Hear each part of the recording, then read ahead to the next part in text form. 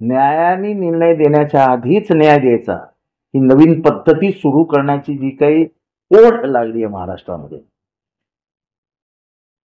Custodial death, हे सगळं बरोबर नाही आहे. हे कायद्याचं राज्य आहे. मी आभार मानतो न्यायालयाचे की तिथनं तरी आता न्याय मिळेल. कारण का मी 7-8 वर्षामध्ये बघतोय ठाणे पोलीस हे फक्त राजकीय हस्तक म्हणून काम करतात. आणि खास करून ठाणे पोलीस, माझा हे मार्क करा, खास करून ठाणे पोलीस म्हणजे अगदी मर्डरचा आरोपी सुद्धा सोडवण्यापर्यंत मजल गेली ठाणे पोलिसांची. मर्डरचा आरोपी हे जर करत असतील तर त्यांनी हा मर्डर कुठला आहे आणि पोलिसांनी कोणाला मदत केली याचा शोध नक्की घ्यावा. त्यामुळे अक्षय शिंदेला तुम्ही नाहक मारलात. कारण का तुम्हाला ह्याच्यातले मेन जे गुन्हेगार आहेत, ज्यांनी मेन हे बलात्कार केले आहेत, त्यांना लपवायचं होतं. फेऱ्या मारायचा हा एकतरी जो सत्तेत बसला जाणार आहे त्यांच्या घरी की नाही नाही माझा मुलगा देतो, तो कोर्टाचं सगळं बघेल. फॉरेन्सिक टीमने एक अहवाल सादर केलाय, त्यामध्ये त्या बंदुकीवर अक्षय शिंदेचे फिंगरप्रिंट ठसे जे आहेत ते दिसून आले नाहीये. अरे सगळंच खोटं रचलं होतं. खोटं करतं तेव्हा कुठे ना कुठे एवढं राहतच ना. बाकी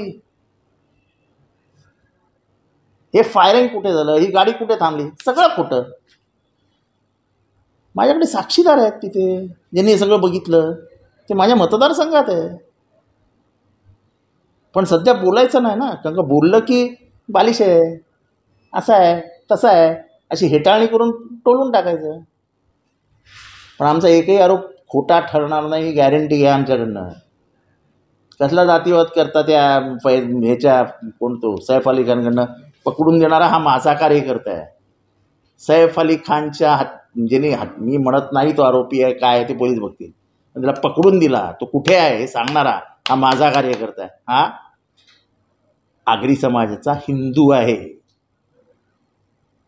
त्याचं काहीतरी जातीय रंग घेऊन क्रेडिट खायला लावू नका. बांगलादेशचा आरोप आहे, महाराष्ट्रात राहतो कसं काय? बांगलादेशच्या आरोपींना तुम्ही कसं काय इथे ठेवलंय?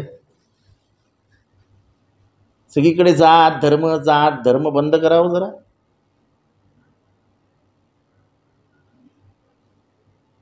हाच होता पकडायला. फक्त मला एवढंच दुःख आहे की ह्याच अजितदादांनी माझं पालकमंत्रीपद ज्येष्ठ असून सुद्धा कापून कोणाला तरी दिलं होतं. असे प्रश्न आम्ही टाकले की अजितदादांना वाईट वाटतं, माझं पालकमंत्रीपद का कापलं ते कधीतरी सांगावं ना तुम्ही. कारण तेव्हा मला एकनाथ शिंदेने सांगितलेलं की मी द्यायला तयार आहे, पण अजितदादा अडवून बसले. आज मी जाहीर करतो, एकनाथ शिंदे सांगितलेलं की तुम्ही रायगड सोडा, आम्ही तुम्हाला हे देतो, पालघर देतो. रायगड त्यांना सुटणार कसं? रायगडमध्ये सगळ्यांचाच जीव अडकलेला होता. मी काही कमी होतो एक्सपिरियन्स्ड? मी काही पहिल्या टर्मचा आमदार होतो? मी पहिल्या टर्मचा मंत्री नव्हतो. मला नाही दिलं पालकमंत्रीपद. मला कोरोना झाला आणि मला कोरोना झाला होऊन डिक्लेअर झाला आणि 3 तासात माझं पालकमंत्रीपद काढलं अजितदादा. त्यांच्यानंतर त्यांना कोरोना झाला, राजीनामा दिला का पालकमंत्रीपदाचा?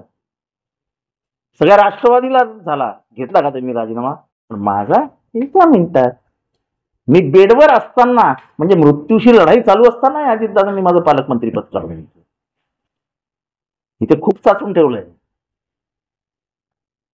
त्या सह्या कशा मागितल्या गेल्या, त्या सह्यांसाठी कोण बसलं होतं, काय तिथे शिजत होतं, सगळं मला माहिती आहे. आणि ते लेटर कुठे ना ते आता दाखवायची वेळ आली आहे. येत्या पुढच्या 8-10 दिवसामध्ये ते लेटर दाखवीन मी की ते लेटर शरद पवारांना दिलंच नाही.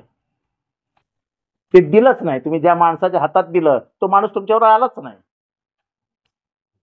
हे बदनाम करण्याचे ढांग होते हे जे सत्य ते अजितदादाच्या तोंडावर कोण नाही म्हणू शकतो.